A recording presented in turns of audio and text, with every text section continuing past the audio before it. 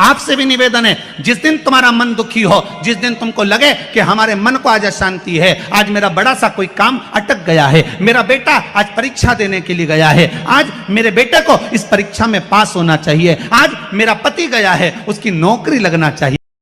श्री शिवाय नमस्तुभ्यम। पंडित प्रदीप मिश्रा जी ने इस कथा के माध्यम से बताया गया है कि कितना भी जरूरी कोई भी कार्य क्यों ना हो, उसको अगर आप तन मन से उसमें करने के लिए जुट जाते हैं, साथ ही भगवान शिव के ये उपाय जो कि शिव महापुराण में दिए गए हैं, पंडित प्रदीप मिश्रा जी बताते हैं, अगर आप इन उपायों को करते हैं तो आपकी कैसी भी समस्या या कोई भी कार्य जो कि बहुत दिनों से आपका अटका हुआ पड़ा है, वह कार्य भी इस उपाय के माध्यम से शीघ्र पूरा हो जाएगा। पंडित प्रदीप मिश्रा जी ने शिवलिंग पर शहद का जो उपाय बताया है उसे आप ज़रूर करें। साथ में कथा के माध्यम से जो भी उपाय पंडित प्रदीप मिश्रा जी बता रहे हैं उनको भक्तों ज़रूर करें, जिससे आपकी कोई भी समस्या होगी वह शीघ्र दूर हो जाएगी और आपको उस समस्या से जल्द छुटकारा मिल जाएगा। पंडित प्रदीप मिश्रा जी की कथा का श्रवण करते हैं। मानव के जीवन में दुख क्या होता है? माहिल्या का चरित्र कभी स्मरण कर देखिए।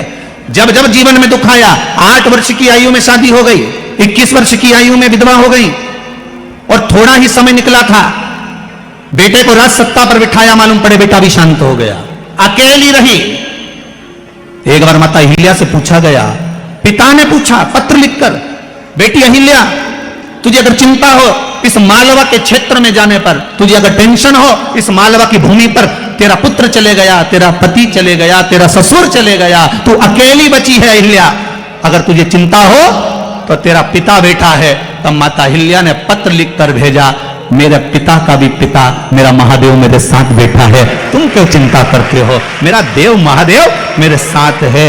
जब माता अहिल्या को इतना भाव था कि मेरा महादेव मेरे साथ है, तो इंदौर वालों चिंता करने की जरूरत नहीं, तुम्हें रत्ती भर की भी क्या किसको रोइए, चादर तान के सोइए, आग लगे बस्ती में और तुम रहो मस्ती में, अपने को टेंशन नहीं करना। 7 दिन की कथा है, घर वालों को कह देना, देख रहे भैया मैं तो चली वृंदावन राणा, मेरे तो भाग जगे, राणा जी तेरे मेलों में आग लगे, हमें कोई फालतू टेंशन देना मती। 7 दिन की कथा है। कोई कह रहा था गुरुजी अब इस बीच में शादी ब्याह भी बहुत सारे हैं, तो हमने कहा मना नहीं है, शादी ब्याह बहुत सारे हैं, हमें भी ये देखना है कि तुम्हारी रिश्तेदारी उनसे है कि इनसे है, हमें तो ये देखना। पर हम तो पहले भी कहें आपसे, हमारे 2 ही रिश्तेदार, हमारे 2 ही रिश्तेदार, एक हमारे भोले बाबा, एक हमारे भोले बाबा और दूजी गौरा रानी सरकार, हमारे 2 ही रिश्तेदार। हाँ, तुम्हारे ज्यादा हो तो बात दूसरी है, पर हमारे तो जो दुख में साथ दे वही रिश्तेदार। बोलो सही ये कि गलत है? मालूम पड़े दुख पड़ा भारी और रिश्तेदार पहले चले गए, मालूम पड़े भक्ति गए, अब कौन साथ दे रहा है? अभी इतना कोरोना महामारी फैली, इतनी फैली, जगह जगह जगह जगह कमरे तक नहीं मिल पाए, दवाई तक नहीं मिल पा रही थी, लोग सांप को फोन लगा रहे थे, पर आखिरी में जब कोई काम नहीं आया तब मेरा उज्जैनी नरेश महाकाल का नाम लिया गया और उसने सब रोग मिटा दिया।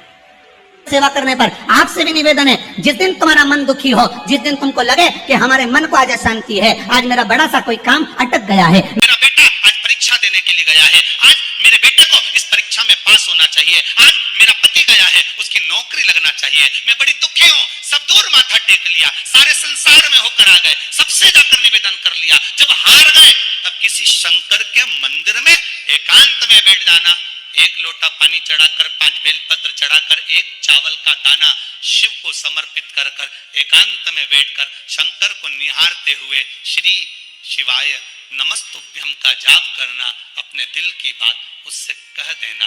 जब वो एकांत में बैठा हो, कोई नहीं हो मंदिर में, तब तुम बैठना, उससे कहना आज मेरा पति नौकरी के लिए गया है, मैं जानती हूं कि मैं हो सकता है पाप कर्म करा, पूर्व में क्या क्या करा आपने तो क्या मालूम, हो सकता है मेरा पति भी पूर्व में कोई कर्म विकार करा होगा, सारे जगत में धक्के खा दिया, सारे दुनिया भर में घूम कर आ गए, पर मेरे बाबा अब कहीं पर नहीं जाऊंगी, आखिरी है तू और तेरा द्वार, अब नहीं छोड़ूंगी। और उस बाबा से निवेदन कर कर जाना, 8 दिन 15 दिन इंतजार तो करो, उस बाबा से बोलने के बाद एक टेबलेट भी खाते हो तो थोड़ी देर बाद असर करती है, तो थोड़ा इंतजार तो करो उसको बोलने के बाद, भटकना मत।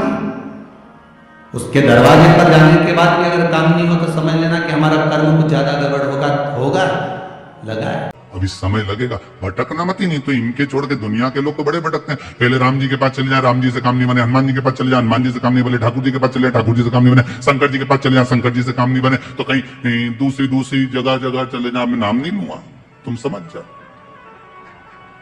कोई दूसरे धर्म में प्रवेश कर जाते हैं, कोई हिंदू धर्म को छोड़कर दूसरा धर्म अपना लेता है, क्यों? देवता नहीं सुन रहे तो दूसरा धर्म अपना लिया। फिर निवेदन करूंगा, मेरे हिंदू धर्म से बड़ा कोई धर्म हो ही नहीं सकता, ये पक्का है। इस हिंदू धर्म से बड़ा कोई धर्म नहीं हो सकता। आपको गौरवान्वितता महसूस होना चाहिए, मेरा राम मेरा कृष्ण। अन्य जगह पर केवल लोग कहते हैं उनके धर्म में एक देवता होता है, हम कहते हैं बफेट का जमाना है इसलिए हमारे 33 कोटि देवता है। तुम्हारी मर्जी पड़े जिसको उठा लो, तुम्हारी मर्जी पड़े जिसको उठाओ। बफेट में जाते हो, कहीं गुलाब जामुन, कहीं छम्मक लड्डू, कहीं पानी पतासा, कहीं दही बड़ा खाते हो, पर जिस भोजन में तुम्हारी रुचि ज्यादा होती है उसकी प्लेट ज्यादा निपटा जाते हो। बोलो सही है की बात है? तुम भी सारे देवताओं के दरवाजे पर जाओ और जिससे तुम्हारी अच्छी पट जाए उसको पटा लो।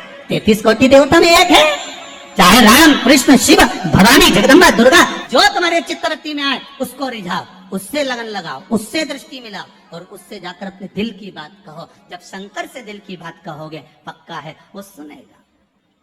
हम कई बार कहते हैं अगर हो सके, कभी कभी होता है कि बहुत तकलीफ है और नहीं हो रहा काम, बहुत दिनों से लगे हो नहीं हो रहा, हरा मूंग ले जाओ। मूंग के दाने तो रहते हैं घर में, केवल 31 मूंग के दाने लेकर जाइए, 31 चावल के दाने लेकर जाइए और 31 ही बेलपत्र लेकर जाइए। जिस दिन सोमवार की अष्टमी हो, कौन से दिन? सोमवार की अष्टमी हो, उस दिन शंकर जी के मंदिर में जाओ, 3 चीज लेकर जाओ, मूंग के दाने, चावल, बेलपत्र। चावल जो 31 लेकर गए हो, अपनी कामना कर कर शंकर जी की देहली पर रख दो, चौखट पर, कहीं पर भी एकांत में उसको रख दिया जाए। मूंग के जो दाने लेकर गए हो 31, वो नंदी के पास में, जो नंदी का पांव ऊंचा रहता है उस पांव के पास रख दीजिए। और जो 31 बेलपत्र लेकर गए हो, वो 31 बेलपत्र अशोक सुंदरी वाली जो जगह है, आपको पहले बताया है कथा में, अशोक सुंदरी जी का स्थान,